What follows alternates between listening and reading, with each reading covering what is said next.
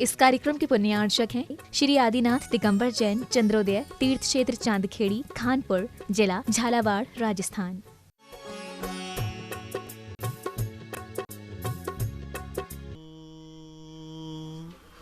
सिद्धार्णं नमो सिद्धार्णं नमो आयर्याणं नमो आयर्याणं नमो वज्झायाणं नमो वज्झायाणं नमो लोये सवशाहूर्णं नमो लोये सवसाहूणं। पंच परमेष्टि भगवान की जय हो। आचार्य श्री गुरुवर कुंद कुंद महाराज की जय हो।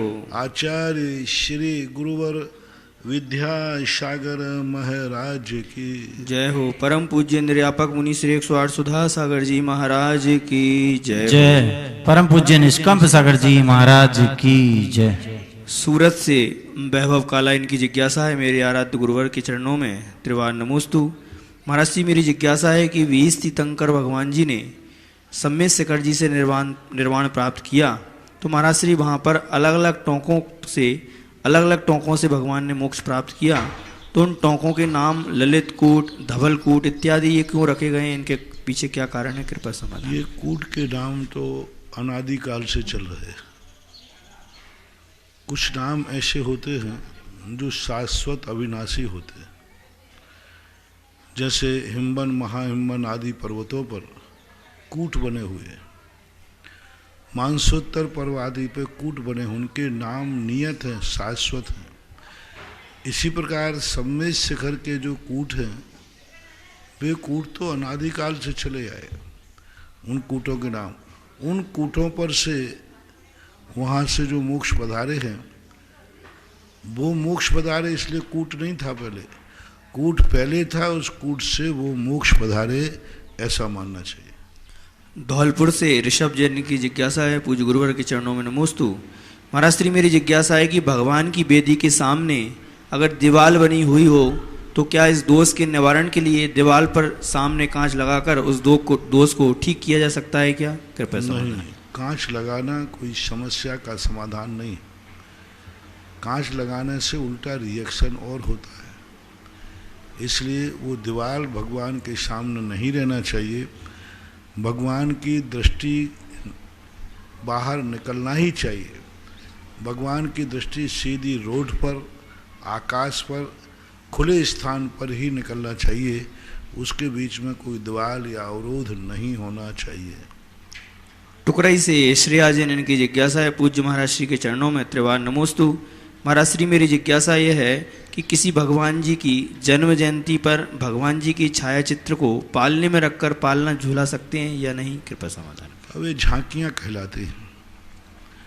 जैसे पारसनाथ मोक्ष चले गए और आप कमठ की झांकी लगाते हैं तो ये झांकियाँ कहलाती हैं। इंद्र भी जब भगवान के जन्म कल्याणक मना के आता है तो वो पांचों कल्याणक आनंद नाम का एक नाटक खेलता है। प्रत्येक तीर्थंकर के समय पर जहाँ भगवानों का जन्म होता है उस राज दरबार में एक आनंद नाम का नाटक खेलता है। आनंद नाम के नाटक में क्या है तो पूज्यवर जिनसेन स्वामी महापुराण में कहते हैं कि पांचों कल्याणकों को वो नाटक के रूप में दिखाता है। अपनी विक्रियाओं के माध्यम से वह सबको दिखाता है कि ये पांचों कल्याणक कैसे होंगे, क्या होंगे। इसलिए झांकी आदि के रूप में पंच कल्याण की व्यवस्था करना कोई बाधा नहीं है, ये कर सकते हैं। वसुंधरा नगर दमोह से इंजीनियर राकेश जैन इनकी जिज्ञासा है, प्रातः स्मरणीय गुरुवर के चरणों में शत नमन। महाराज श्री, मेरी जिज्ञासा है कि शोर शूतक के दिनों में मंदिर जी में बाहर से दर्शन करते हैं, एवं नित्य नियम से पूजन एवं मोक्ष शास्त्र का वाचन खड़े होकर करने में कोई दोष तो नहीं है? कृपया समाधान करें। यदि आपको कंठस्थ है तो सुबह सूतक के समय में पढ़ने में कोई बाधा नहीं है। भक्तांबर है, सहस्त्र नाम है, मोक्ष शास्त्र है। यदि आपको कंठस्थ है तो आप पढ़ सकते हैं, लेकिन किताब खोल के नहीं पढ़ेंगे। नांदेड़ महाराष्ट्र से राजेंद्र कुमार जैन छाबड़ा, इनकी जिज्ञासा है, पूज्य गुरुदेव के चरणों में त्रिवान नमोस्तु। महाराज श्री, मेरी जिज्ञासा है कि घोर या उग्र तप किसे कहा जा सकता है? हमारे सामने 3 उदाहरण हैं, श्री आदिनाथ भगवान जी, श्री बाहुबली भगवान और श्री भरत भगवान। इन्होंने क्रमशः 1000 वर्ष, 1 वर्ष और 1 अंतर मुहूर्त तक तप कर केवल ज्ञान को प्राप्त किया।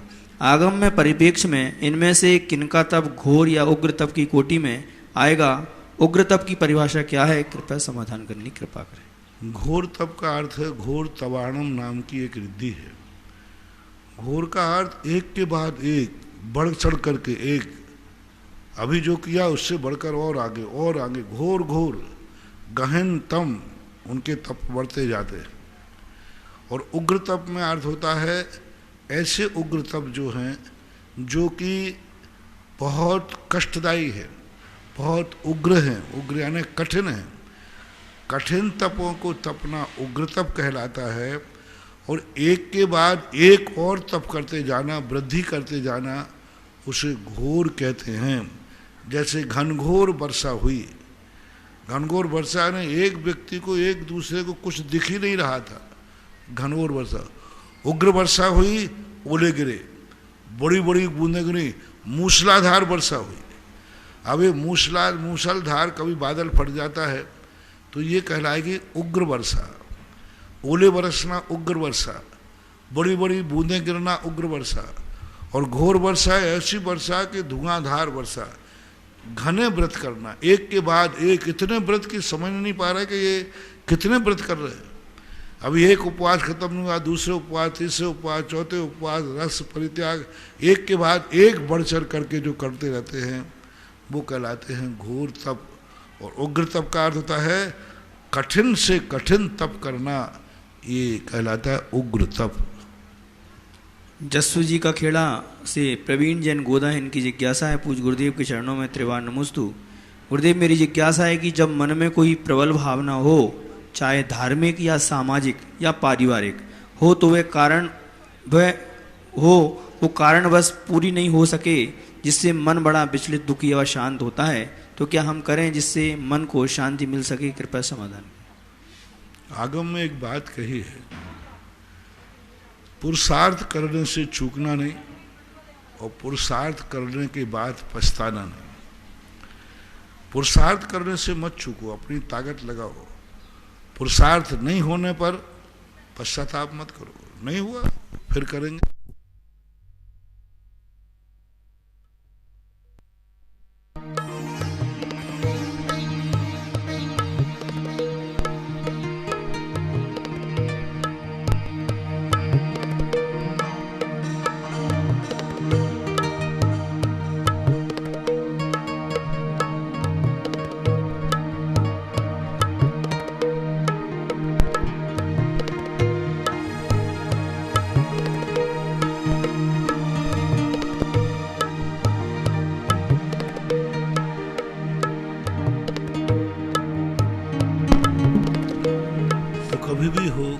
पुरुषार्थ करने से, और कोशिश करो, एक चींटी अपने वजन से कई गुना दाना लेकर के दीवार पे चढ़ती है, गिरती है, फिर चढ़ती है, गिरती है, वो थकती नहीं है। ऐसे ही हमारे लिए कभी फेल हो जाते फिर पुरुषार्थ करेंगे। हम क्यों ये मानते हैं कि हम हर चीज़ में पास ही होंगे? ये भी मान के चलो कभी फेल भी हो सकते हैं। ये मान के क्यों चलते हैं कि हम रास्ता तय कर रहे हैं तो सफल ही होंगे? रास्ते में रुकावट भी आती है। हम ये मान के क्यों चलते हैं कि हम रास्ते में सफल ही होंगे? मेरा तो सिद्धांत है, ये सिद्धांत मुझे आप लोगों की गाड़ी से लिखा। हर गाड़ी वाला ये देता है कि मेरी गाड़ी बहुत अच्छी है, बहुत बढ़िया है, बहुत विज्ञापन करता है, बहुत महिमा गाता है, बहुत मजबूत गाड़ी है, टकरा रही, पत्थर से टकरा गई, ये बहुत सारे विज्ञापन में दिखाए जाते हैं। लेकिन उसके बाद एक स्टेपनी दे देता है। स्टेपनी क्या बता रहा है? सब कुछ सही है, ठीक है, लेकिन स्टेपनी रखना, उसको कोई नहीं रोक सकता। हमेशा अपनी ज़िंदगी में एक ध्यान रखना चाहिए। आप लोग क्या करते हैं, 100% सफलता के उम्मीदें लेके चलते हैं और विफल हो जाते तो आप रो पड़ते हैं। आप हर कार्य में ये तैयारी करके रखें कि मैं यात्रा पे जा रहा हूँ, विघ्न आएगा, पंचर गाड़ी होगी, लुटेरे आएंगे, एक्सीडेंट हो सकता है। ये सारी संभावनाओं को आप पहले से तैयार करके रहेंगे, आपको कभी घबराहट नहीं होगी। आप किसी कार्य करते समय सोचें कि इसमें विघ्न आ सकता है, विफलता हो सकती है, कोई अवरोध डाल सकता है। चारों तरफ से तब तुम्हारी जयकार हो रही हो, तब तुम जयकार को सुनने में मत रखो। हो सकता है कोई मुझे गाली भी दे रहा होगा, उसको आप ध्यान में रखें। आपकी चारों तरफ से दुआएं हो रही हैं तो आप सावधान रहें। आप सोचे इस समय कोई बद्दुआ भी दे रहा है, उसकी क्या तैयारी है? सब तुम्हारे लिए दुआएं दे रहे, अच्छा कह रहा है, गिफ्ट दे रहे, आपको बधाई दे रहे। तुरंत आप दिमाग में लाएं, कोई इस समय मुझे बुरी दृष्टि भी दे रहा है, क्या तैयारी है तुम्हारी? यात्रा कर रहे हैं, तुम्हारी यात्रा सफल होगी, सब जा रहे हो, रास्ते में पंचर हो सकती है गाड़ी, क्या तैयारी है? हमेशा अपनी जिंदगी में 1% हर कार्य में फेल होने की संभावना अपनी ज़िंदगी में बना के रखना चाहिए और उसकी तैयारी करना चाहिए। यदि आपको जब ये तैयारी होगी तो आप तैयारी करेंगे। गाड़ी कितनी नई हो, स्टेपनी दे दी उसने कि एक पहिया तो तुम बदल सकते हो।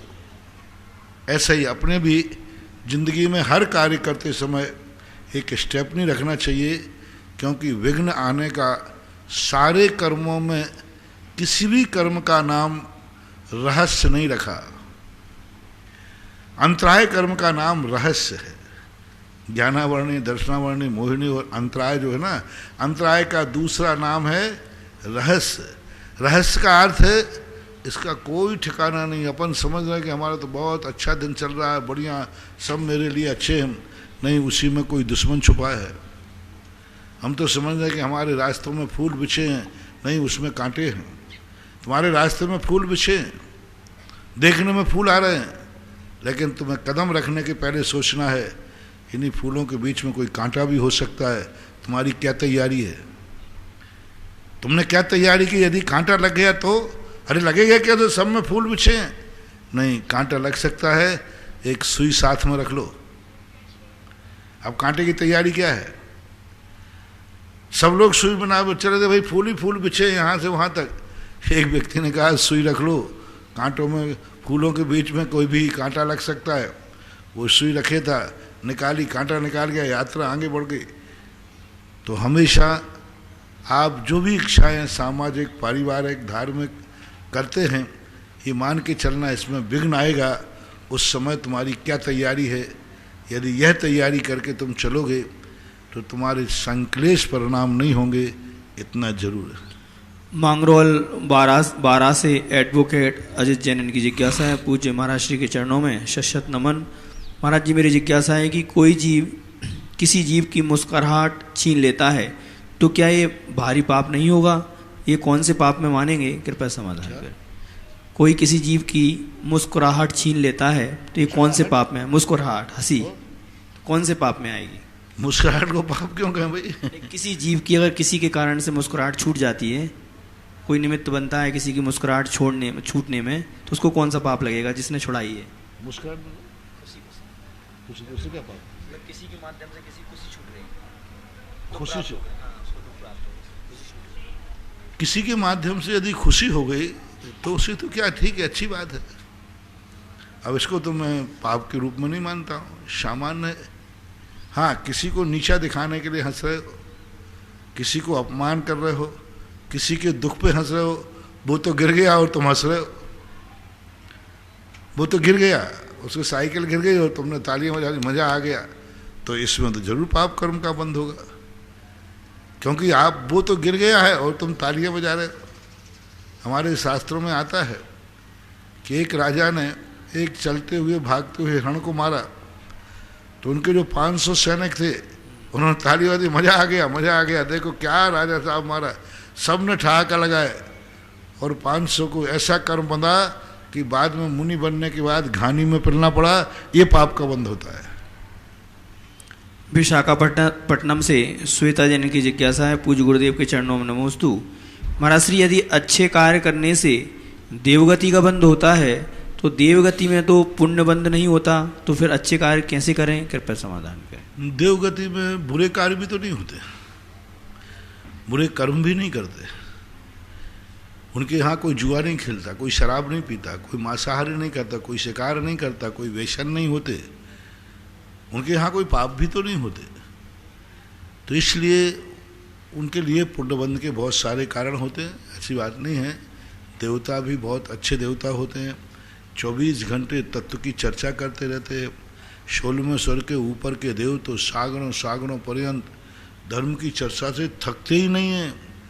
उनको कोई टाइम का पता नहीं चलता, उनको घड़ी नहीं है, हो नहीं। धर्म क्रिया वो सही कहलाती है। तुम्हें धर्म की क्रिया को हासिल करना है, समय का पता न चले, समय का पता नहीं। माला वो है जिसमें समय का पता नहीं चले मेरू कब आ गया। सामायिक वो है जो पता नहीं चले कब बैठे थे कब उठ गए, जब देखें अरे समय हो गया। हमारी 48 मिनट के पहले यदि हमें बार बार घड़ी दिख रही है, इसका अर्थ है सामायिक में तुम्हारा मन नहीं लग सकता। अपने आप अरे भाई सामायिक का समय हो चुका, 2 बज गया, 1 बज गया। इसी प्रकार से स्वाध्याय करने का सही मजा कौन है? घड़ी भूल जाओ, पता ही नहीं चला कितने बज गए, कितने बज गए पता ही नहीं है। और तुम घड़ी देख रहे हो बार बार, तो वो बोरियत कहलाती है। वे देवता 24 घंटे सागरों पर्यंत तत्व की चर्चा करते, कभी ऊबते नहीं, कभी थकते नहीं, उन्हें घड़ी का भान होता नहीं। जब देखते हैं तब कहते अरे भाई पता ही नहीं चला, 2 घंटे 1 घंटे कहाँ निकल गए। ऐसा होना चाहिए, ऐसी रुचि होना चाहिए। महाराज श्री कहते हैं स्वाध्याय के लिए एक नियत समय रखना चाहिए। तो महाराज श्री कभी हमने 2 घंटे स्वाध्याय कर लिया, कभी 1 घंटे कर लिया, कभी आध घंटे कर लिया, तो ये स्वाध्याय की असाधना नहीं मानेंगे? नियत काल है शुरू करने का। नियत काल का अर्थ होता है इतने घंटे तो करेंगे, अधिक करने की मनाही नहीं है। नियत काल का अर्थ है 1 घंटे तो स्वाध्याय होगा ही होगा, इससे अधिक कर लिया तो अच्छा है। 1 माला तो फेरूंगा ही, दूसरी माला फिर ली तो 48 मिनट तो सामायिक करूंगा, 1 घंटे हो गई तो अधिक करने के लिए नहीं है। पूज्यवर वीरसेन स्वामी महाराज ने कहा नियत काल का अर्थ है इतना तो करना ही है, लेकिन वो उतना तुमने किया है अच्छे से उत्साह से, तो तुम्हारे लिए वो टाइम ओवर हो गया। मान लीजिए तुमने नियम लिया कि मैं 1 घंटे तो स्वाध्याय करूंगा ही करूंगा, और ऐसी तत्व चर्चा में लीन हुए कि 1.5 घंटे हो गया, 2 घंटे हो गया, तो ये जो कहलाता है ये अनियत नहीं कहलाता। उस काल को बढ़ाना, धर्म क्रियाओं में काल की वृद्धि करना, ये कालातिक्रम नहीं कहलाता। शुरू करने में यदि आपने किया है कि तुम्हें इतने बजे हम स्वाध्याय करेंगे और उतने बजे तुम नहीं बैठे, तो वो कालातिक्रम कहलाता है। हिसार से गुंजन जैन की जिज्ञासा है, पूज्य गुरुवर के चरणों में सशत नमन। गुरुवर मेरी जिज्ञासा है कि मंदिर में पूजा के 5 अंगों में प्रथम अभिषेक होना चाहिए या द्रव्य पूजा, और जहाँ नित्य अभिषेक से पहले द्रव्य पूजा होती है फिर अभिषेक होता है, तो नित्य अभिषेक से पहले द्रव्य पूजा करने वाले को कितना पुण्य और कितना पाप लगेगा? कोई बात नहीं, ये व्यवस्थाएं हैं, कई बार अपनी व्यवस्थाएं रहती हैं। जल्दी जाना है महिलाओं को है, अब वो पूजा पहले कर लेती, अभिषेक कर लेते हैं, भावना में कोई गड़बड़ नहीं होने पर ये व्यवस्थाएं कहलाती है। इनमें कोई ज़्यादा पुण्य पाप की तरफ नहीं। हाँ ठीक है, उत्कर्ष मार्ग यही है कि अभिषेक के बाद पूजन होना चाहिए, लेकिन अब हर व्यक्ति के हर समय टाइम की व्यवस्थाएं हैं, समय की अनुकूलताएं हैं, नहीं करने की अपेक्षा वो श्रेष्ठ है। इस पर ज़्यादा नुक्ताचीनी नहीं करना चाहिए। नांदेड़ से राजेंद्र कुमार छाबड़ा इनकी जिज्ञासा है, पूज्य गुरुदेव के चरणों में नमोस्तु। महाराज श्री मेरी जिज्ञासा है कि भगवान भरत जी ने दीक्षा लेते ही एक अंतर मुहूर्त में ही केवल ज्ञान प्राप्त कर लिया था, परंतु ऐसा किसी भी तीर्थंकर के साथ हुआ हो, ऐसा मेरे पढ़ने सुनने में नहीं आया। क्या इसके पीछे कोई विशेष कारण है? कृपया समाधान। नहीं, कोई विशेष कारण नहीं, कोई विशेष कारण नहीं। भरत चक्रवर्ती हो गए, तीर्थंकरों को हजारों साल लगे। अरे भरत चक्रवर्ती तो ठीक है, अंजन चोर को एक अंतर मुहूर्त में केवल ज्ञान हो गया। तो ये तो एक कहना चाहिए काकताली न्याय तुक्का है। उन्होंने एकदम इतने विशुद्धि परिणाम किए, क्योंकि वो पाप तो पूरे कर चुका था और पाप में इतना ज़्यादा पश्चाताप में गया और इतनी विशुद्धि बढ़ गई कि एक अंतर मुहूर्त में केवल ज्ञान हो गया। ये कोई बड़ी बात नहीं है। मन वचन काया की चंचलता नहीं रोक पाए। आदिनाथ को 1000 साल लगे, भरत चक्रवर्ती को अंतर्मुहूर्त लगा, बाहुबली को 1 साल लगा। इसमें ऐसा कुछ नहीं है, ये तो प्रयास है। हर व्यक्ति प्रयास करता है, लेकिन चूक रहते आती कहीं ना कहीं। पेंड्रा रोड छत्तीसगढ़ से वेदचंद जैन पत्रकार, इनकी जिज्ञासा है, पूज्य महाराज श्री के चरणों में नमोस्तु।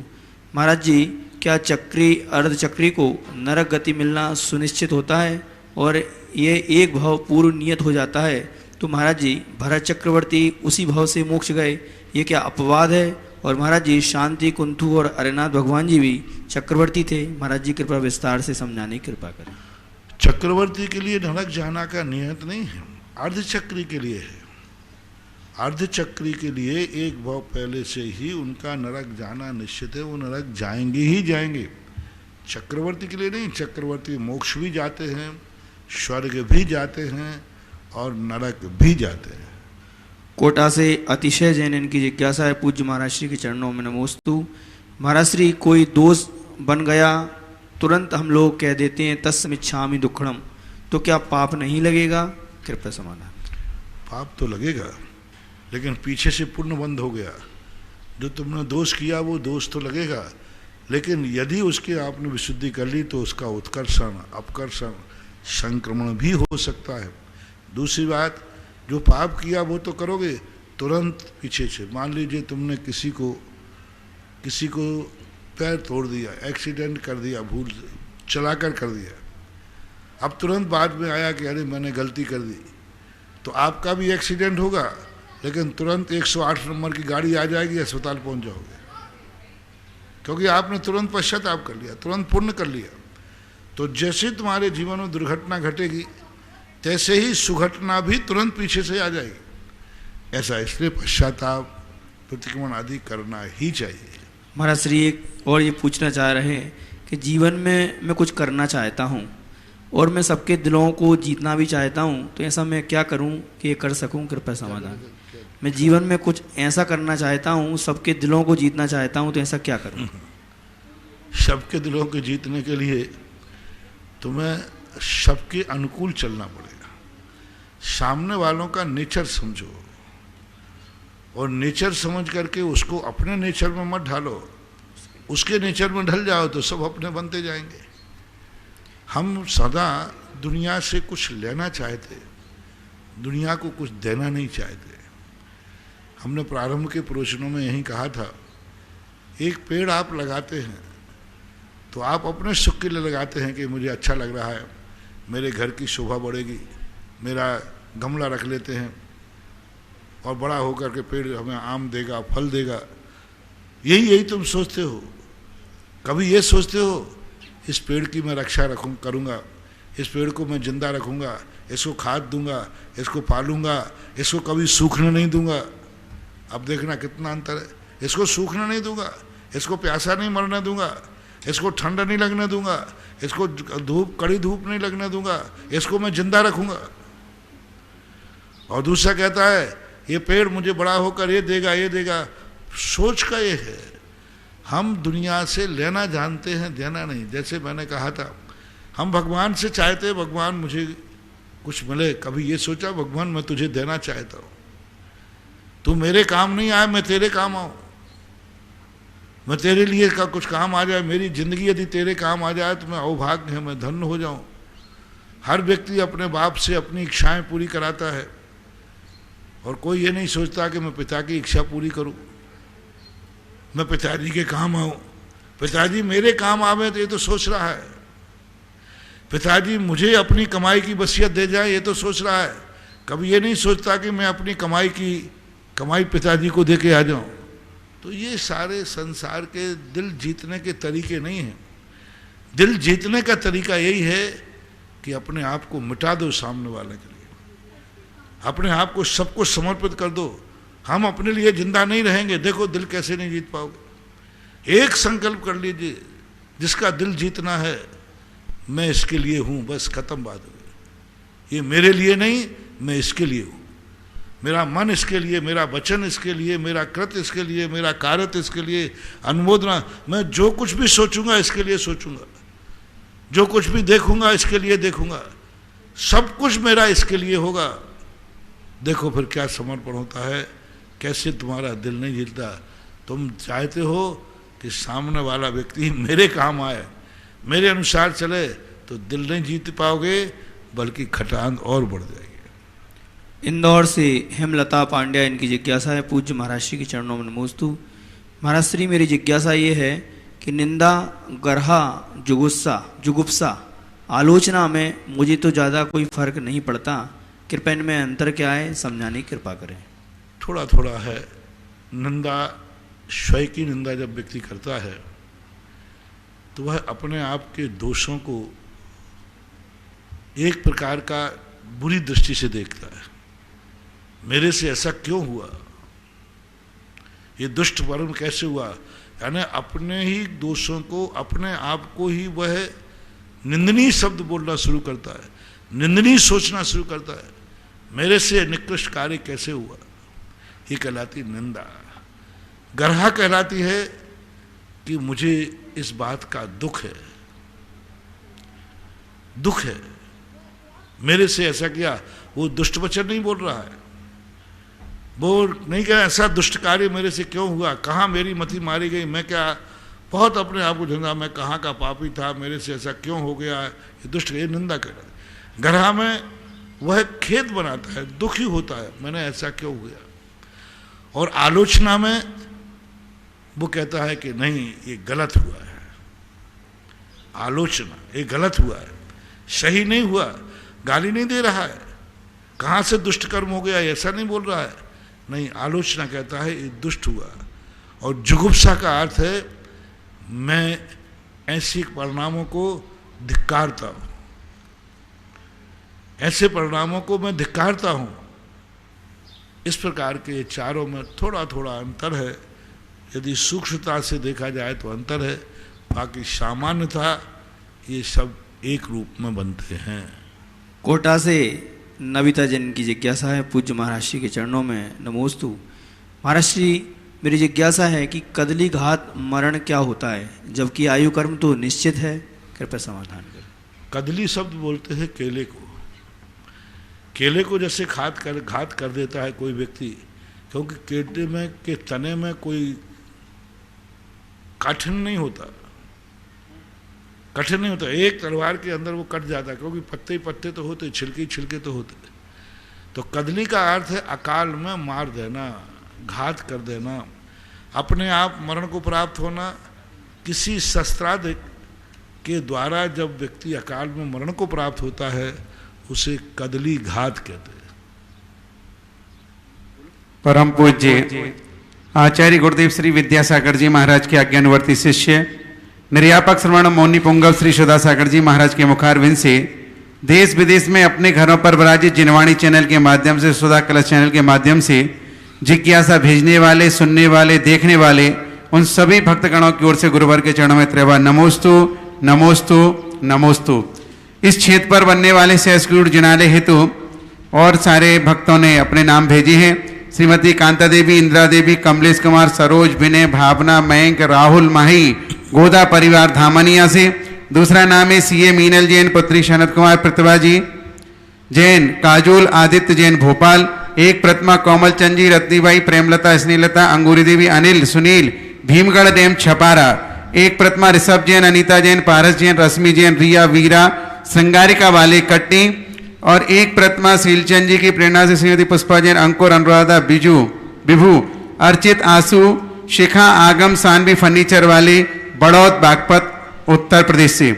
महाराज श्री, बहुत सारे लोगों की जिज्ञासाएं आती हैं एक जिज्ञासा और है, बहुत सारे भक्त आपके दर्शन करना चाहते हैं, चमलेश्वर क्षेत्र पर आना चाहते हैं, आपको आहार भी देने की भावना लेकर के आते हैं, तो ऐसे भक्तों के लिए इस लॉकडाउन के दौरान में क्या कमेटी करे, क्या आदेश दे, क्या निर्देश करे? परम पूज्य महाराज जी से आशीर्वाद चाहती है कमेटी।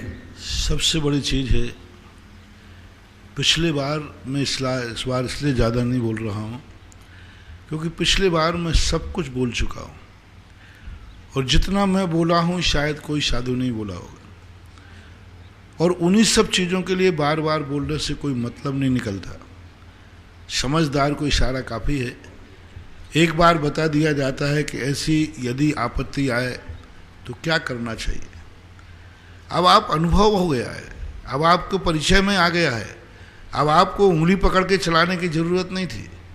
गत वर्ष उंगली पकड़ के चलाना था, आपका दिमाग काम नहीं कर रहा था, आप जानते नहीं थे। अब आज आप अपने पैर पे खड़े हो गए, बार बार बताने की ज़रूरत नहीं। महाभारत के अंदर आया वैष्णव दर्शन में कि जब भीष्म पितामह किसी भी टेंशन में होते थे तो वे गंगा किनारे पहुंच जाते थे। हस्तिनापुर के बाद से गंगा गई ना, तो वहाँ पहुंच जाते थे बार बार गंगा में माता, क्योंकि उनके वैष्णव दर्शन में गंगा के लिए मानते हैं, तो वहाँ पर बार बार अंत में जब एक बार वो वृद्ध अवस्था में गंगा के पास पहुँचे, किम कर्तव्य मूढ़ थे वो, दुर्योधन के जब हट के कारण, तो माँ ने क्या फटकारा, मैंने तुझे जन्म दे करके इतने बुद्धू को जन्म दिया है, इतना बुद्धू है, तेरे सफ़ेद बाल हो गए, तेरा सब अनुभव हो गया, इसके बाद मुझे माँ की गोद में चला आता है। कोई छोटा बालक है क्या? मुझे इतना बड़ा होकर के भी तू अभी माँ के पास चला आता बार बार। अब तू अपने पैर पर कब सोचेगा, स्वयं निर्णय लेना कब सोचेगा? भीष्म पितामह को जो माँ ने फटकार दी, भीष्म पितामह का माँ आज मुझे ज्ञान मिला, अब मैं कभी नहीं आऊँगा। तो जब कोई चीज़ का अनुभव हो जाता है, अब बार बार इस बार अनुभव, क्योंकि पिछली बार मैं सारी चीज़ें तुम्हें बता चुका, सब चीज़ें एक एक चीज़ पर बताया, मंदिर कैसे करना, पूजन कैसे करना, अभिषेक कैसे करना, सब चीज़ों के पुण्य कैसे लेना, अपने परिवार की कैसे सुरक्षा करना, सब बताया। पूजन पाठ बताए तपोवनों के लिए, यदि त्यौहार आ जाए तो क्या करना चाहिए, कैसे करना, वो सब पिछले बार का यदि आप भूल गए हों तो सब यूट्यूब पे पड़ा हुआ है, सब पढ़ा है। आप यूट्यूब से निकाल लीजिए, सुधा कलश यूट्यूब पर सब चीज़ें पड़ी हैं, सब निकाल के हर त्यौहार के दिन क्या करना चाहिए, पूजाएं पड़ी हैं, PDF फाइल जो भी आपकी बनती है वो सब भेजे गए, मंत्र भेजे गए। पिछली बार तो क्या क्या नहीं किया था तुम्हें, पूजाएं बैठ के कराएं, अभिषेक शांत धारा कराए, भक्तांबर कराए, सब कराया, उन्हीं को आप रिपीट करें। समझदार हैं आप, और ऐसे समय पर जो पिछले बार साधुओं के प्रति आपने अच्छा भाव किया, अब बिल्कुल भी यहाँ भी मैंने यहाँ पर भी पूर्णतः लॉकडाउन हो गया है। कोई भी यहाँ वंदना करने, दर्शन करने के लिए आने का प्रयास न करें। सुम बचो और साधुओं को भी बचाओ। यहाँ नहीं आने वाला दो पुण्य कमा रहा है, स्वयं घात से बच रहा है और परघात से भी बच रहा है। इसलिए यहाँ आने के लिए आप लोग अपनी सारी यात्राएं स्थगित करें। आप लोगों के लिए जो भी आपके बड़ी थोड़ा बहुत साधन आपके सरकार खोल के रखा है, लेकिन उसके लिए एक ही प्रयास करें। और यहाँ के यदि कोई दर्शन करने आता भी है, मान लो आ जाए चलते फिरते कहीं, तो बाहर से दर्शन होंगे, अंदर से दर्शन में एक सीमा बांध दी गई है, उस सीमा के अंदर ही है।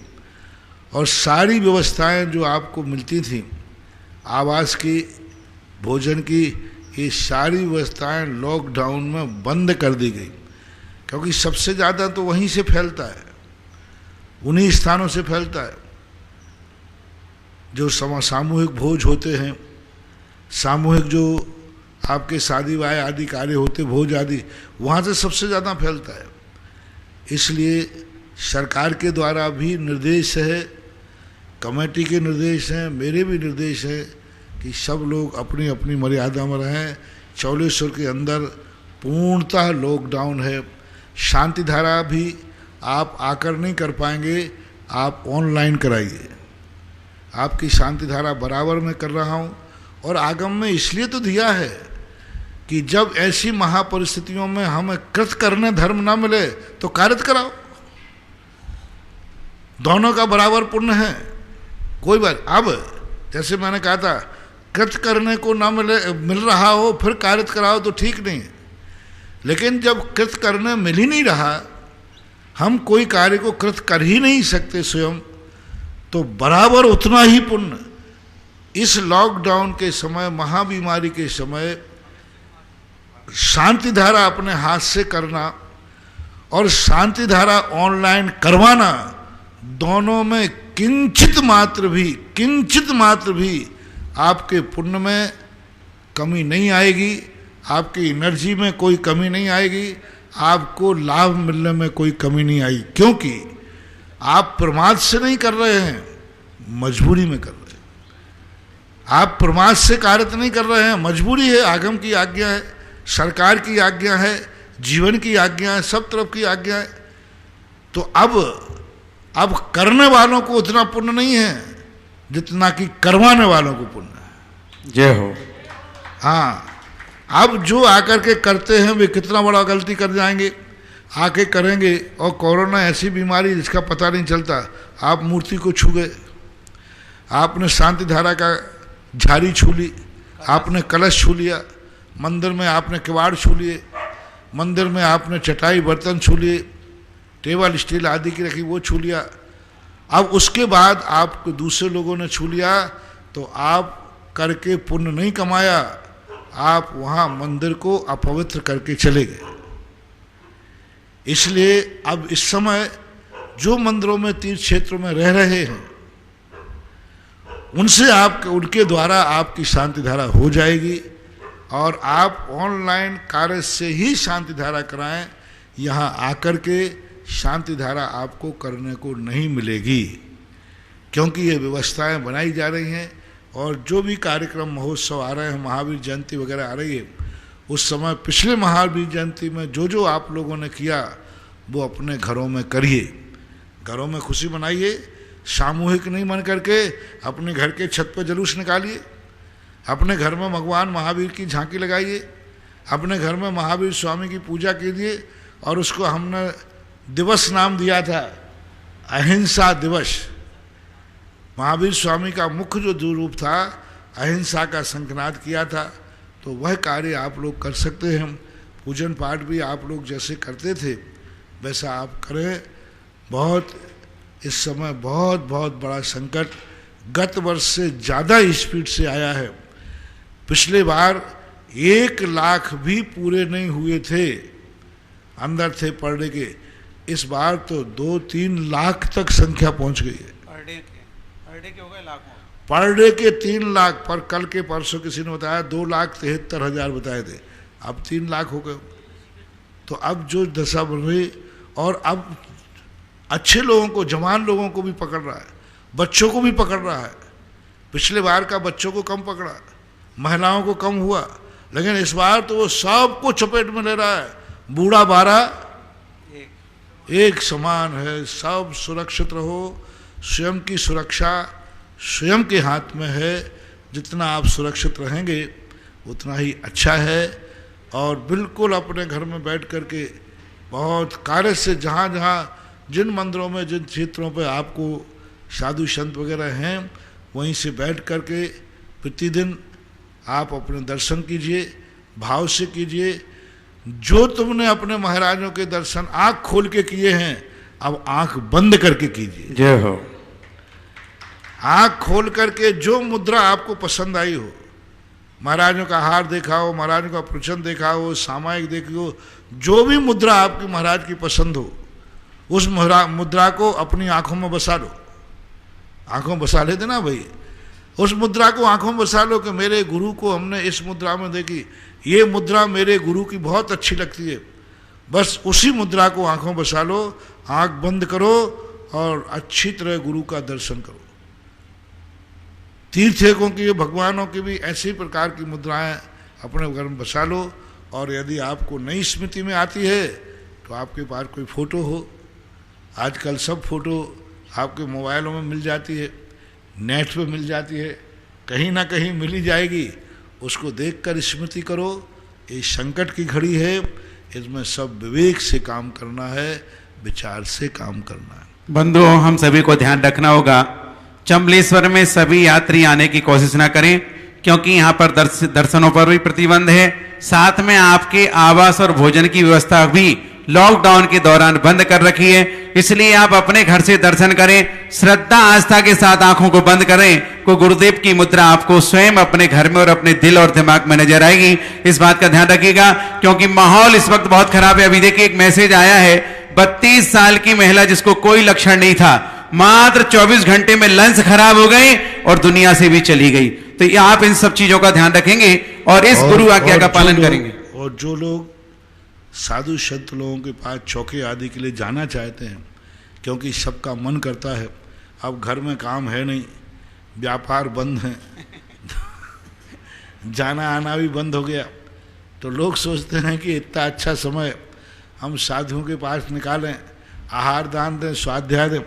तो उसके लिए कमेटियों की जो व्यवस्था है क्वारंटाइन करने की, तो क्वारंटाइन करके फिर ले गए चौके आदि लेकर। ऐसे नहीं कि 2 दिन के लिए आए जो 4 दिन के लिए चले गए, कम से कम महीना 15 दिन का समय जिनके पास हो वो कमेटियों से परामर्श करें। जहाँ साधु संत हैं, जहाँ पर तीर्थ क्षेत्र पर, मान लीजिए तुम किसी तीर्थ क्षेत्र पर रुकना चाहते हो तो रुको, कौन मनाही नहीं कर रहा है, लेकिन वहाँ कमेटी से परामर्श करें और कम से कम महीना 20 दिन रुकें। इतना मन आपका हो तो आप कमेटी से करके वहाँ पहले अलग जो उनकी व्यवस्था है क्वारंटाइन कीजिए और उसके बाद फिर मंदिर में धर्म लाभ लीजिए। क्या बात होगी, कई लोग कर सकते हैं, ऐसी बात नहीं है। मान लो महाराज भी नहीं है, किसी तीर्थ क्षेत्र पर आप 1 महीने के लिए चले जाइए, 1 महीने उस तीर्थ क्षेत्र से बाहर नहीं निकलना, वहीं तीर्थ क्षेत्र पर रहकर बढ़िया पूजा करो, पाठ करो, अभिषेक करो, कोई बाधा नहीं है। लेकिन जाना आना के लिए अगर आना है तो 1 महीने के लिए अंदर आ जाओ।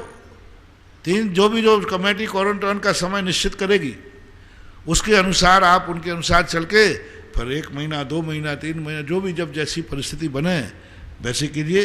देखो पिछले बार लोगों ने बिजोलिया के अंदर 500 दिन का घर त्याग करके रहे हैं। ये बैठे यहाँ पर खाला जी बैठे हैं, और भी लोग 3-4 लोगों ने पूरे 500-600 दिन पूरा घर त्याग करके और वहीं रहे, कोई बाधा नहीं है। तो जिनको अंदर आना है वे कमेटी से परामर्श करें और कम से कम महीना 20 दिन का समय निकालें और कमेटी के अनुसार चलें, तो उनकी व्यवस्था है। फिर तो तुम्हें दिन भर महाराज के दर्शन करो, दिन भर भगवान के दर्शन करो, दिन भर पूजा पाठ करो, इससे अच्छा समय और कब मिलेगा। हाँ, तो कई लोगों से मेरा कहना है जहाँ साधु संत हों वहाँ चले जाओ, भीड़ नहीं करना, वहाँ बहुत लोग हो जाएंगे तो फिर कमेटियाँ संभाल नहीं पाएंगी। तीर्थ क्षेत्रों पे चले जाओ आप, तीर्थ क्षेत्र आजकल बंद हो गए, पूरे तीर्थ क्षेत्र बंद कर दिए। अब उनसे कमेटी से कहिए भाई मैं 1 महीने 2 महीने तक सीधा क्षेत्र पे ही रुकूंगा, मैं अपनी खुद की भोजन व्यवस्था अपने लेके जाओ, अपना स्वयं बनाओ खाओ, अपने करो, क्षेत्र के ऊपर कोई विशेष प्रकार में। तो आप तीर्थ क्षेत्रों पर रहिए, घरों में बोर हो रहे हैं, घर आपका छोटा सा है। अब कई लोग तो इतने डिप्रेशन में हुए पिछले साल, क्योंकि अब एक छोटा सा फ्लैट है, अब उसी में दिन भर में 10 लोग हैं भर बार के। छुट्टे समय पे तो लोग घर में सर्विस में जाते थे, कहीं जाते थे, अब वहीं कितने बजे, 1 बेडरूम है, 1 बैठक है और रसोई है, अब क्या करें वहाँ, पागल हो गए कई लोग। तो ऐसे लोगों से मेरा कहना है कि अपनी व्यवस्था से तीर्थ क्षेत्रों पर चले जाओ और तीर्थ क्षेत्रों से कमेटी की व्यवस्था करो और उनसे कहो भाई मुझे आप कमरा दीजिए, कमरे का किराया ले लीजिए, अपना भोजन पानी बनाइए, जो व्यवस्था हो ऐसा करके। जहाँ पर क्षेत्रों पर साधु संत नहीं है वहाँ क्षेत्रों पर भार बन के ना रहें, सौभाग्य बन के रहें। उनकी व्यवस्थाएं जो हों उसके अनुसार अपने को सेट कीजिए। और सहसकूट की प्रतिमा 1,71,000 भविष्य कुमार, अंशजू गोदा, सौरभ, रीनू, लावांशी गोदा, लक्ष्मी नगर, चित्रकूट कॉलोनी, सांगानेर। एक प्रतिमा श्रीमती आशा चंद कुमार जैन, दमोह। महाराज श्री कल एक PS परिवार शेखर चंद जी ने कल एक जिनालय की घोषणा की, सहसकुट की नंदीसर जिनालय की, और जब अब आपका आशीर्वाद मिला तो काफी आभार व्यक्त करें कि गुरुदेव की कृपा हमें मिल गई, ये हमारा जीवन सार्थक हो गया। अब कल मैंने पदम जी को दिया था, पदम जी को जोड़ने वाला ये शिखर चंद ही है जी। सबसे पहले जब मैं बेगमगंज गया तो बेगमगंज की स्थिति थोड़ी बड़ी नाजुक थी। वहाँ अभी भी राजयोग राज परंपरा चलती थी।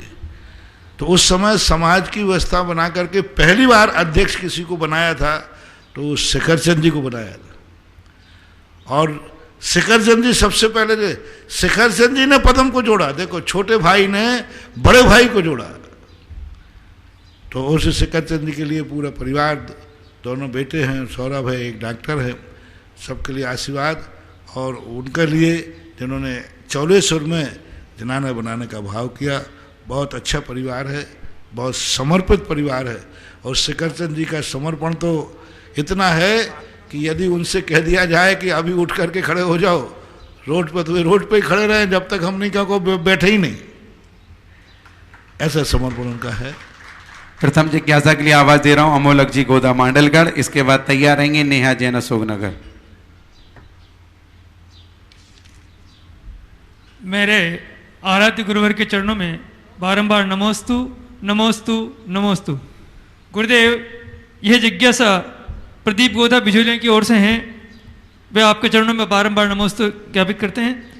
भोग भूमि जी या कर्म भूमि जी अपने अच्छे कर्म की वजह से तीर्थंकर प्रकृति का बंध होता है, फिर यहाँ से च्युत होकर स्वर्गों में देव बनते हैं। क्या करने से होता है? भोग भूमि जी या कर्म भूमि जी अपने अच्छे कर्म की वजह से तीर्थंकर प्रति का बंद करते हैं, यहाँ से च्युत होकर स्वर्ग में देव बनते हैं। निर्धारित आयु, इसको हटा के करें, आपकी आवाज साफ नहीं आ रही थोड़े। भोग भूमि जी या कर्म भूमि जी अपने अच्छे कर्म की वजह से तीर्थंकर प्रकृति का बंद करते हैं, फिर यहाँ से च्युत होकर स्वर्ग में देव बनते हैं। निर्धारित आयु पूर्ण होने पर वापस धरती पर जन्म लेते हैं तीर्थंकर रूप में। देवों की तीर्थंकर, क्या देवों में तीर्थंकर बंद नहीं होता है? तीर्थंकर प्रकृति का बंद नहीं होता है क्या? पहली बार तो तीर्थंकर प्रकृति का बंद करने वाला भोग भूमि नहीं जाता। जिसको तीर्थंकर प्रकृति का बंद होता है, यदि उसी भाव में तीर्थंकर प्रकृति का उदय नहीं आया तो माँ दो ही गति, देव या नरक, भोग भूमि नहीं जाता। दूसरा, तीर्थंकर प्रकृति का प्रारंभ है देवताओं के नहीं होता, नारकियों के नहीं होता। संगी पंचेंद्री मनुष्य पुरुष ही तीर्थंकर प्रकृति का बंद करता है। स्त्रियों को तीर्थंकर प्रकृति का बंद नहीं होता, पुरुष को ही तीर्थंकर प्रकृति का बंद होता है। और वो बंद करके शुरुआत यहीं होगी। लेकिन तीर्थंकर प्रकृति एक ऐसी प्रकृति है जो एक बार बंद शुरू होने के बाद निरंतर, जब तक इसके उदय की स्थिति नहीं बनेगी, छपक श्रेणी में अष्टम गुण स्थान तक नहीं जाएगा, तब तक वह निरंतर बनती रहती है। तो जो मनुष्य यहाँ से तीर्थंकर प्रकृति को बंद करके गए शुरू करके, फिर देवताओं में पूरे जीवन काल 33 सागर तक बनती रहेगी। नारकों में तीसरी पृथ्वी तक जाते हैं, जितनी उम्र है उनकी, वहाँ तक 7 सागर तक बनती रहेगी। तो इस प्रकार के 7 सागर है, जो भी उनकी स्थिति है उतने प्रमाण उनको बनती रहती है। इस अपेक्षा से कहा, प्रारंभ की अपेक्षा से देवता तीर्थंकर प्रकृति का प्रारंभ नहीं कर सकते। परम पूज्य महाराज श्री पारस चैनल परिवार ने, पूरे परिवार ने आपको नमोस्तु निवेदित किया है। और साथ ही उनकी भावना है कि महावीर जयंती पर महाराज श्री हम सभी लोग पारस चैनल के माध्यम से क्या कैसे करें ताकि पारस चैनल परिवार को भी आपका आशीर्वाद मिल जाए और दुनिया में एक बहुत बड़ा संदेश महावीर जयंती के नाम पर पहुंच जाए। अब नहीं बोल सकता, क्योंकि आपने मीडिया का नाम ले लिया। मीडिया में जानने के लिए मैं कुछ नहीं बोल सकता। प्रश्न यदि आप करते कि महावीर जयंती के ऊपर कोई संक्षेप बताइए तो मैं कर दूंगा, क्योंकि आपने मीडिया के लिए बोल दिया। अब मीडिया के लिए मैं कभी बोलता नहीं हूँ, मेरा एक प्रकार का नियम तो नहीं है। लेकिन मैं, कोई कहे महाराज जी मुझे पेपर के लिए कुछ दीजिए, कुछ चैनल के लिए कुछ दीजिए, वो मैं देता नहीं हूँ। इसलिए आप चूक गए। मेरे से लेने की कला आपको होना चाहिए कि तुम्हारा भी काम हो जाए और उसका हो जाए। आपने जैसे चैनल का नाम लिया, अब मैं नहीं बोल सकता। अगली जिज्ञासा नेहा जैन अशोकनगर और इसके बाद तैयार रहेंगे पूनम जी सेठी भीलवाड़ा। और इसी चैनल के लिए नहीं, और सभी के लिए, तो सबका एक समान रहता है हमारा। अब आप कोई दूसरे नगरे महावीर स्वामी के सिद्धांतों के संबंध में, महावीर स्वामी की मौलिक विशेषताएं क्या हैं, महावीर स्वामी का ऐसा क्या है जो सारे जगत के लिए उसका संदेश आदि जाए, तो वो बिना उसके आप प्रश्न करेंगे। जब भी पेपर वाले मेरे पास आते हैं, मीडिया वाले, तो बहुत सारे, मैं कहा देखो भाई, पेपर के लिए चर्चा नहीं करना, सारी चर्चाएं करो। आपको मालूम है पारस चैनल वाले, जिनवानी चैनल वाले, ये जब भी मेरे पास आते हैं, सबको मालूम है, पंकज वगैरह सब, नीरज वगैरह सब लोग ये आते हैं, बस मेरे कमरे में चैनल संबंधी बात नहीं कर सकते। खूब चर्चा करते हैं, खूब बैठते हैं, घंटों दुनिया भर की बातें होती रहती हैं, लेकिन जैसे चैनल की बात आई तो मैं कहता हूँ भैया अब समय हो गया मेरा। करते वो भी जानते हैं। ऐसे आचार्य जी बात हमारे यहाँ कोई मीडिया के लिए नहीं, वैसी चर्चाएं करो खूब, आप सब कर सकते हो, लेकिन उसके लिए फिर क्या है कि सभी चैनल वाले के महाराज जी मुझे भी 2 मिनट दीजिए, मुझे भी 2 मिनट दीजिए। अभी पूरे भीलवाड़ा से लोकल चैनल वाले भी आ जाएंगे। इसलिए इस ढंग से आप प्रश्न करें तो आप मुझे, फिर आपका है, मेरे मुंह से निकल जाए, फिर आपको किसमें देना है, कहाँ देना है, वो निधि संपत्ति आपकी है। नेहा जैन अशोकनगर। गुरुवर के चरणों में मेरा बारंबार नमोस्तु नमोस्तु नमोस्तु। गुरुवर, मेरी जिज्ञासा है, किसी जीव का गुण स्थान किस अपेक्षा से नियत कर देते हैं? जैसे देश व्रति का 5म गुण स्थान व मुनिराज का 6वां गुण स्थान आदि आदि, जबकि जीव के मोह व योग की परिणति बदलती रहती है। कृपया समाधान करें। मोह और योग की परिणति का नाम ही गुणस्थान है। बदलती रहती है तो गुणस्थान बदलता रहता है। मान लीजिए कोई 5म गुणस्थान वर्ती है, वृत्ति प्रतिमाधारी है, उसके एक निश्चित परिणाम है, इससे इतने परिणाम तक रहेगा तो 5म गुणस्थान में रहेगा। यदि उसके परिणामों में संक्लेश आगे आती आ गया, गुणस्थान बदल जाएगा। मुनि महाराज हैं, उनका एक निश्चित है कि इतने परिणामों से इतने परिणामों तक रहेगा, तो वह संजुलन कसाय के साथ में मुनि अवस्थाओं कायम रहेगा। यदि अति संक्लेश परिणाम हो जाएंगे तो मुनिराज का गुणस्थान बदल जाता है।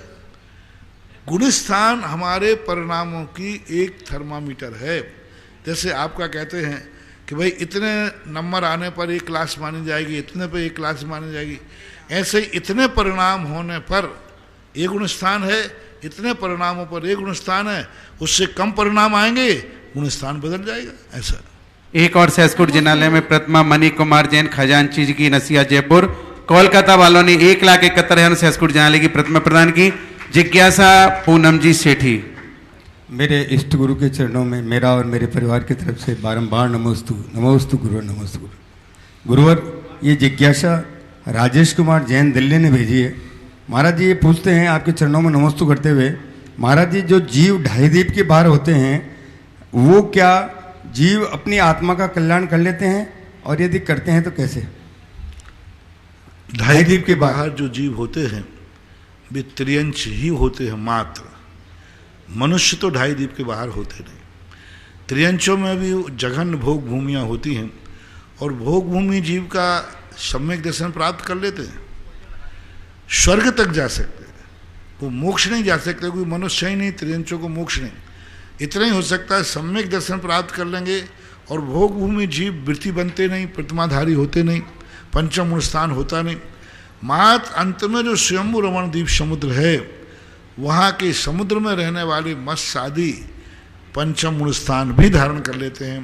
तो सम्यक दर्शन और 5म गुणस्थान तक अपना कल्याण कर सकते हैं, और वही उतना है, मोक्ष नहीं जा सकते। कुमारी उत्थानसी जैन। एक जिज्ञासा और है गुरुदेव, कि आपने कल परसों बताया था कि परित्यक्ता विधवा और जो भी मतलब है, वो अगर दूसरी शादी कर लेती है तो धार्मिक कार्यों के लिए वंचित हो जाती है।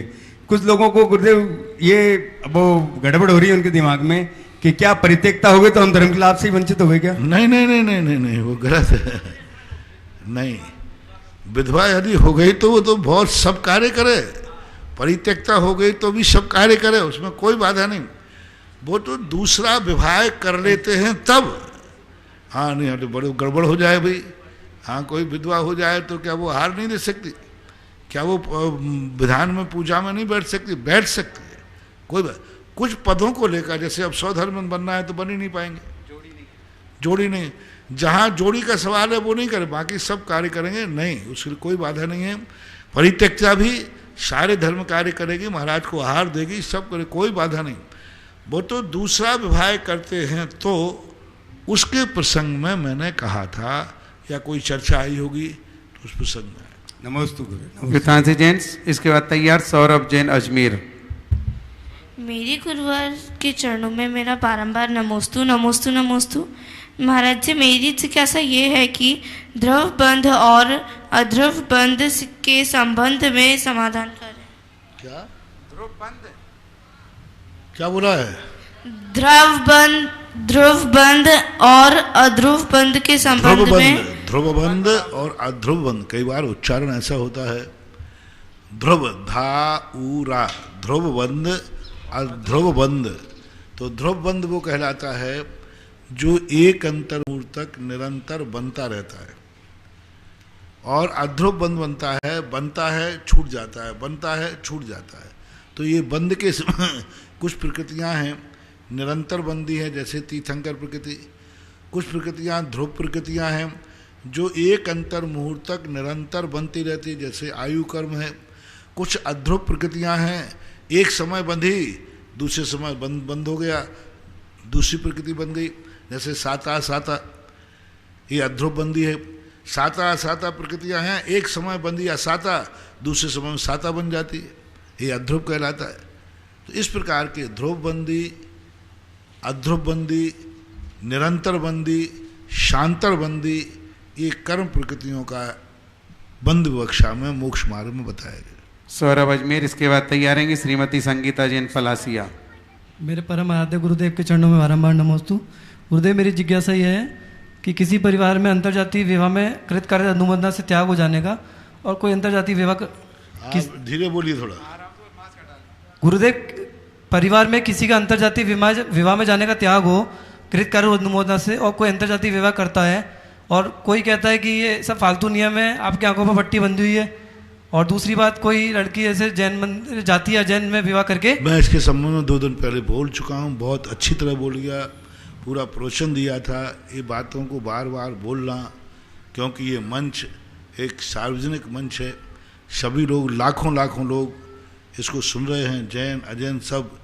ये अंतर्जाति, विजाति, विधर्मी, विवाह आदि के संबंध में बहुत बार बोल चुके, और अभी 2 दिन पहले ही मैंने सब खुलासा किया था। इन संबंध में हम बार बार उत्तर देना मर्यादित नहीं। गुरुदेव, क्या हमारे जैन धर्म में अजैन को जैन बनाने की कोई संस्कार विधि? मैं अभी बता चुका हूँ, लैला मजनुओं के लिए नहीं है, बाकी सबके लिए। नमस्ते। श्रीमती संगीता जैन पलासिया, राजेंद्र जैन गोदास साहेबपुरा। गुरुदेव के चरणों में 3 बार नमोस्तु नमोस्तु नमोस्तु।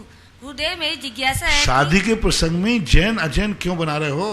कोई दूसरे प्रसंग बनाओ ना, शादी के लिए बना रहा है। एक बच्ची में ऐसे मैंने सुनाया था ना, संस्मरण बोले महाराज मैं जैन धर्म स्वीकार कर रही हूँ, मैं तो जैन धर्म है अच्छा है, मैं तो आपका एक बढ़ना चाहिए। मैंने कहा अच्छा, जैन धर्म बहुत अच्छा है, आप महाराज लोग भी बहुत अच्छे लगते हो हमें, हम जैन धर्म पालेंगे। मैंने कहा अच्छा ये बात है, यदि ये शादी नहीं हुई तो फिर काय को पालेंगे? तो उनके लैला मजनुओं का धर्म नहीं है। धर्म पालना तो और किसी, शादी करके ही धर्म की बात क्यों करते हो?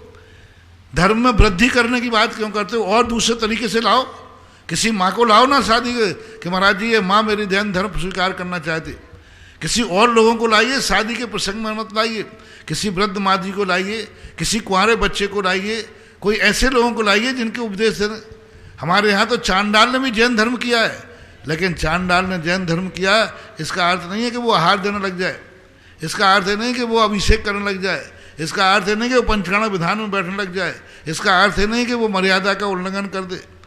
जैन धर्म 2 प्रकार का है, एक अनुष्ठान पूर्वक होता है, अनुष्ठान पूर्वक जो जैन धर्म स्वीकार किया जाता है वो जैन कुल में जन्म लेने वाला ही करेगा, और एक भावनात्मक जैन धर्म स्वीकार करता है वो त्रियंश भी कर सकता है, लेकिन उसको अनुष्ठान में शामिल। मैंने अभी कहा 2 दिन पहले ही कि कोई पशु पंचम गुण स्थान वर्ती है, पंचम पक्का भगवान ने कहा है इनके इसका अर्थ है नहीं कि वो जैन बन गया पंचमुण, इसका अर्थ नहीं वो चौके में चला जाए। भली पंचमुण स्थान वर्ती है तो क्या हुआ। तो हमारे लिए इस प्रकार के लोग जो करते हैं वो जैन बन सकते हैं, अनुष्ठान में शामिल नहीं हो सकते। जैन बने क्या बात हो गई, मान लो ऐसे संबंध हो गया तो जैन बनो भावनात्मक, जैसे चंडाल ने जैन किया था। आप अभिषेक पूजन अर्थ भगवान महाराजों के आहार में शामिल क्यों हो रहे, जैन धर्म इसके बिना भी है। श्रीमती संगीता जैन पलासिया। गुरुदेव, भक्ता नर का दीपक विधान घर पर करना चाहिए या नहीं करना चाहिए, और करना चाहिए तो कब करना चाहिए। क्या दिया मैंने, दीपक आदि जलाने से आप नहीं, आपको सामान करना चाहिए। दीपक आदि जलाना है तो सामूहिक करो, मंदिरों में करो, अकेले बैठ करके दीप में करना, रिद्धि मंत्र आदि पढ़ना आपको खतरा हो सकता है, क्योंकि उनकी एनर्जी आप अकेले सहन नहीं कर पाएंगे। सामूहिक कार्यक्रम करना अलग चीज़ है और व्यक्तिगत करना अलग चीज़ है। मैं बहुत बार इस पर बता चुका हूँ। राजेंद्र जी गोदा साहेबपुरा। मैं राजेंद्र गोदा। बिना दीप आदि के आप भक्तांबर पढ़ेंगे, थोड़ी बहुत भूल चूक हो जाएगी, मन यहाँ वहाँ चला जाएगा, कोई परेशानी नहीं आएगी। दीप लगाकर, अगरबत्ती लगाकर इसका अनुष्ठान करके करना, चूक हो गई तो कोई भी रिएक्शन हो सकता है, कोई भी रिएक्शन हो सकता है, क्योंकि आप संकल्प करके बैठे, दीप करके, मंगल कलश की स्थापना करके बैठे, आप दीप जला के बैठे, अब आपका संकल्प हो गया, शकलीकरण हो गया। जैसे विधान में होता ना कि आप संकल्प करके बैठे कि मैं 8 दिन विधान में बैठ रहा हूँ, आपने दीप जला दिया। अब यदि भक्तांबर पढ़ते पढ़ते आपका मन कहीं बाहर चला गया, आपने किसी को इशारे से बात कर ली, आपका मोबाइल आ गया और आपने फ़ोन खोल लिया, क्योंकि आप दीप जला के मंगल कलश स्थापित करके जो अनुष्ठान होता है, इसका अर्थ है कि आपने उस सारे ब्रह्मांड से आपने स्वीकृति मांगी है। अब यदि दीप जला के भक्तांबर पढ़ रहे हो और उस समय आपका मोबाइल आ गया और मोबाइल का नंबर आपने देख भी लिया, आप बंद भी किया आपने, तो आपको रिएक्शन हो सकता है। भक्तांबर दीप जला के देखा और आपके यहाँ कोई रिश्तेदार आ गया और आपने गेट की तरफ देख भी लिया और पढ़ भी रहे हैं, आप कंठस्थ आपको है, आपको रिएक्शन हो सकता है, बुद्धि भ्रष्ट हो सकती है, क्योंकि आप दीप जला के बैठे। उस समय कोई परिवार का बच्चा आ गया, आपकी गोदी में बैठ गया, आप उसको सुलाने लगे, कुछ करने लगे, रिएक्शन हो सकता है। आपका मन चंचल हो गया, उसमें नहीं लगा, रिएक्शन हो सकता है, क्योंकि आपने दीप जला करके अनुष्ठान किया है। और उस समय यदि कोई व्यंतर आदि निकलते हैं, अनुष्ठान को देख करके उसी समय तुमसे कोई गलती हो रही है, कोई अटैक कर सकता है। इसलिए आप लोग भक्तांबर पढ़ें, और आप बिना दीप जलाए कर रहे हैं, भक्तांबर सामान पाठ कर रहे हैं, और फिर बार बार भक्तांबर प्रणत मूल मणि पिरभाणाम, चलेगा, कोई रिएक्शन नहीं है। लेकिन दीप जला करके आपने किया तो बहुत सावधानी रखना चाहिए, क्योंकि वो कोई द्रव्य का स्थापना आपने कर दी, संकल्प कर लिया। इसलिए दीप आदि जलाकर मंगल कलश स्थापित करके किसी अनुष्ठान को करना सावधानी की जरूरत है। राजेंद्र जी गोदा। हे गुरुवर, मेरी तरफ से, मेरे परिवार की तरफ से, समस्त दिगंबर जैन समाज खजूरी की तरफ से आपको नमोस्तु नमोस्तु प्रणाम नमन। हे गुरुवर, मेरी जिज्ञासा का समाधान श्रीमान पूनम चंद जी सेठी द्वारा प्रस्तुत की गई जिज्ञासा से हो गया है, इसलिए मैं समय व्यतीत नहीं करना चाहता हूँ। नमोस्तु गुरुवर, नमोस्तु। और देखो, अनुष्ठान पूर्वक जैसे अब 48 दीपक भी लोग जलाते हैं, एक भक्तांबर का श्लोक पढ़ेंगे, उसके बाद भी जो भजन पढ़ना चालू कर देते हैं, संगीतमय भजन चालू कर देते हैं, गलत है, बहुत गलत। नाचना गाना भक्ति करना, हाँ आपको नाचना है, भक्तांबर करो। सांस्कृतिक कार्यक्रम अलग चीज़ है और भक्तांबर पाठ। यदि आप 48 दीपक जला के पढ़ रहे हैं, एक एक रिद्धि मंत्र को जला रहे हैं, उसके बीच में कोई भी व्यक्ति, कोई भी ना तो हिंदी अनुवाद पढ़ेगा, ना ही कोई भजन पढ़ेंगे, ना ही कोई नाच गान होगा, वो एक शुद्ध विशुद्ध अनुष्ठान है। सीधा भक्तांबर पढ़ करके ओम ह्रीम अवध ज्ञान हृदय आदि जो पढ़ते हैं, बस वो करना चाहिए। बीच में कोई भजन नहीं, कोई दूसरी चीज़ नहीं आना चाहिए, नाच गान नहीं आना चाहिए, तब वो माना जाएगा कि वो पाठ किया है। बाकी सांस्कृतिक कार्यक्रम के रूप में आप भक्तांबर पढ़ते हैं तो पढ़ें, कोई आपत्ति नहीं, संस्कृत पढ़ें, एक श्लोक पढ़ के खूब भजन गाओ। अब एक तो श्लोक पढ़ गए और लगे बीच में भजन गाने, फिर आ जाएंगे आचार्य महाराज का नाम आ जाएगा, विद्यासागर से लागी लगन, सुधा सागर से लागी लगन, अरे वहाँ बोल रहे हैं भक्तांबर प्रणति मौन मणि प्रमाणम, और यहाँ तुम कह रहे हो कि भजन गाने लगे दूसरे, तो ये सब गलत हो रहा है। इसलिए मैं जब 48 दीपक पढ़ता हूं तो मैं कोई सांस्कृतिक कार्यक्रम नहीं, आप शुद्ध पढ़िए, उनका फल होता है ऐसा। इस प्रकार से जिज्ञासा समाधान संपन्न हुआ। हम लोग जिनवाणी स्तुति करेंगे, उसके पूर्व देव साधु की आरती कौन करेगा, किसे सौभाग्य मिलेगा?